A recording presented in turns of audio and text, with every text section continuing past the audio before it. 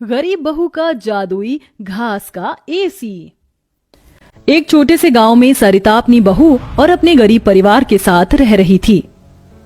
बेटा, आज हमें ये रात को सारा काम खत्म करना होगा, कल ये सारा ऑर्डर का सामान जाएगा। माँ, मैं तो कोशिश कर ही रहा था लेकिन घास ही खत्म हो गई। अब आप ही बताओ ना, मैं क्या करूँ? हमारे पास और कोई चारा नहीं है, हमें जंगल से और घास काट कर लानी होगी। इस समय जंगल में जाने का फायदा नहीं है, कभी भी कुछ भी हो सकता है। जंगली जानवर रात के समय ही बाहर निकलते हैं। अजय बिल्कुल सही कह रहा है बहू। अरे माँ जी, हम दो लोग अगर जाएंगे तो कोई जानवर पास नहीं आएगा और फिर इतनी जल्दी कोई जानवर हमला नहीं करता। हमें ये ऑर्डर कल देना है, आप ये भी तो सोचिए। लेकिन बहू। माँ जी, आप चिंता मत कीजिए, कुछ नहीं होगा, बस आप बच्चों के पास ही रहना और उनका ख्याल रखना। अगर ये ऑर्डर नहीं गया तो बच्चों के लिए हम गर्मी से बचने के लिए कूलर भी नहीं खरीद पाएंगे। सरिता की बहू भाविका और उसका बेटा, वो तीनों घास से पंखे कूलर बनाने का काम किया करते थे, इसलिए उन्हें घास की जरूरत पड़ती थी। वह आधी रात के समय जंगल में जाते हैं।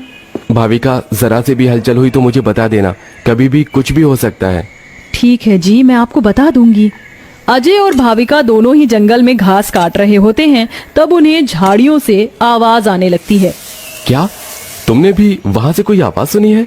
हाँ जी, मैंने भी सुनी है। मैंने तुम्हें कहा था ना, इस समय आना ठीक नहीं है। चलो देखते हैं उधर क्या है।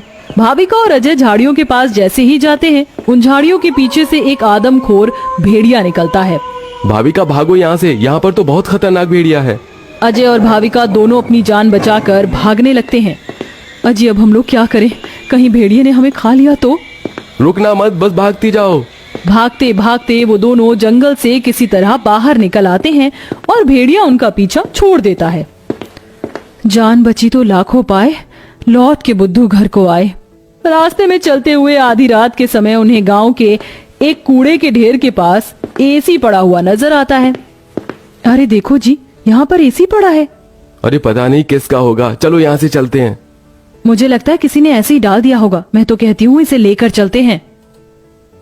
भाविका अजय को एसी ले जाने के लिए मना लेती है, जिसके बाद वो दोनों उस एसी को घर ले आते हैं। तुम दोनों तो घास लेने गए थे, ये क्या लेकर आ गए हो? ये हमें रास्ते में पड़ा मिला। जब हम कूलर पंखे बना लेते हैं तो एसी भी बना सकते हैं। इस खराब एसी को छोड़ो और ये बताओ, क्या तुम घास लेकर आई हो? सरिता के ये बोलने के बाद जंगल की दुर्घटना के बारे में दोनों बताते हैं, जिसे सुनकर सरिता हैरान रह जाती है। अच्छा, इसका मतलब बहुत बड़ी मुसीबत से बचकर आए हो तुम दोनों, और साथ में ये कचरा उठाकर ले आए। वह तीनों बहुत ज्यादा परेशान हो जाते हैं। कल का ऑर्डर पूरा करने के बाद उन्हें कुछ पैसे मिल जाते, लेकिन घास न होने की वजह से उनका ऑर्डर पूरा नहीं हो पाता और वह ऑर्डर कैंसिल हो जाता है। अगले दिन उनके टूटे फूटे घर के अंदर धूप की किरणें आने लगती हैं, जिससे बहुत ज्यादा गर्मी हो जाती है।